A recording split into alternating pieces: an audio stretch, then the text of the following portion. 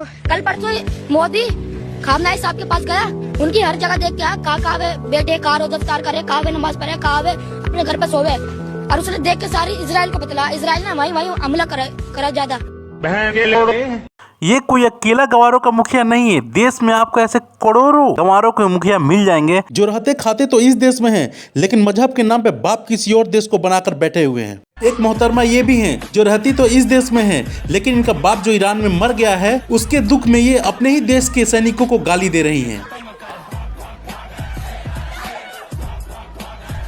खैर, इन गंवारों के बारे में हम किसी और वीडियो में बात करेंगे। इस वीडियो में आज हम देखेंगे ईरान, अमेरिका और इजराइल के बीच युद्ध के बाद जो मीम्स बन रहे हैं। आपको याद ही होगा, मोदी जी कुछ दिन पहले ही इजराइल होकर आए हैं और उनके आने के बाद ही इजराइल, अमेरिका और ईरान का युद्ध चालू हुआ है।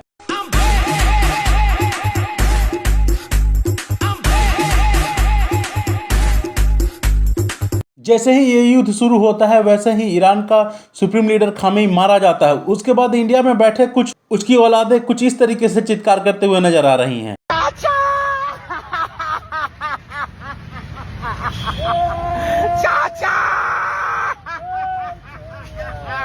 खामेनी ने इस युद्ध को शुरू किया और युद्ध शुरू होते ही मारा गया, लेकिन उसके कारण जो मिडिल ईस्ट की स्थिति बनी हुई है वो देखने लायक है।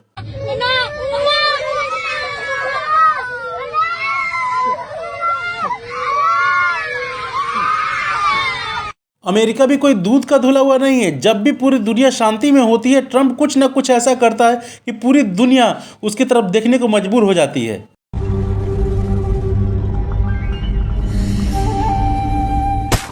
He died like a dog, he died like a coward. एक मीम ये भी वायरल हो रहा है कि ईरान, इजराइल और अमेरिका अभी तक सिर्फ मुंह से ही बातें कर रहे थे, फिर मोदी जी जाते हैं और उनको समझाते हैं, तब जाके युद्ध शुरू होता है।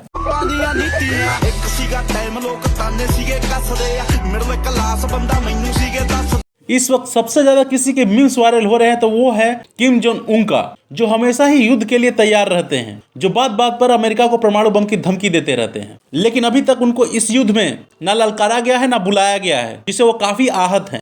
मैं किम जोंग उन ईरान और इजराइल से विनती करता हूँ कि मुझे भी अपने साथ खेलने का एक छोटा सा मौका दिया जाए 15-20 मिनट के लिए। मैं डोनाल्ड ट्रंप से विनती करता हूँ कि हमारे देश में भी एक छोटा मोटा बम फटाका फोड़ा जाए ताकि हमें भी आपके साथ जुड़ने का एक मौका मिले। हमारे पास भी अपने सारे खिलौने मौजूद है। ये नीचे क्या लिखा है, एक मिनट चश्मा लगा लूँ। माननीय नरेंद्र मोदी जी की तरफ से मेरा रंग दे बसंती चोला इस गाने के लिए 101 रुपये भेंट। बहुत बहुत धन्यवाद Modi ji. Kim Jong Un इस युद्ध में पार्टिसिपेट करने के लिए इतने आतुर हो चुके हैं कि वो कुछ भी कर रहे हैं।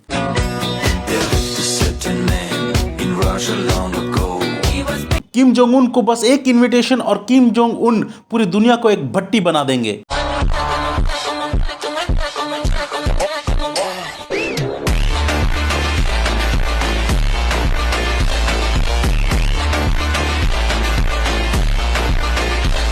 डिस्परेशन में किम जोंग उन को ऐसा लगने लगा है कि उनकी शक्तियों का सही इस्तेमाल नहीं हो पा रहा है। बहुत तकलीफ होती है जब आप योग्य हो और लोग आपकी योग्यता ना पहचाने।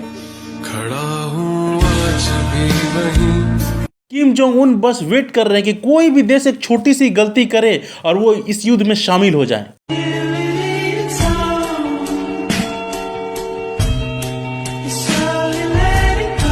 किम जोंग की हालत उस अछूत बच्चे जैसी हो गई जिसके पास खिलौने तो बहुत सारे हैं, लेकिन उसके साथ खेलने के लिए कोई भी तैयार नहीं है।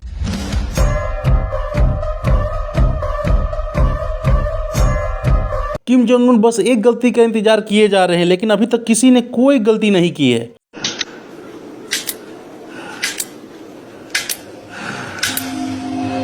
दुनिया के किसी भी कोने में जब भी युद्ध स्टार्ट होता है, भारत से गए हुए स्टूडेंट्स एक ही रट लगाने लगते हैं।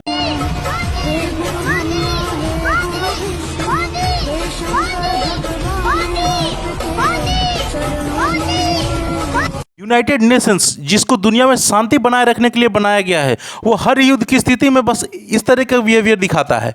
Hello hello hello hello hello hello hello hello. जहां पूरी दुनिया एक तरफ दिवाली मनाने में लगी हुई है, वहीं भारत के लोग होली मनाने में व्यस्त हैं। होली, हैप्पी होली। अबे दिवाली है, चल हट। Papi, vas a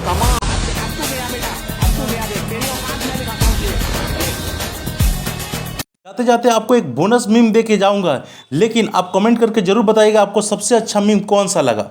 और चैनल को लाइक शेयर सब्सक्राइब करना बिल्कुल मत भूलिएगा।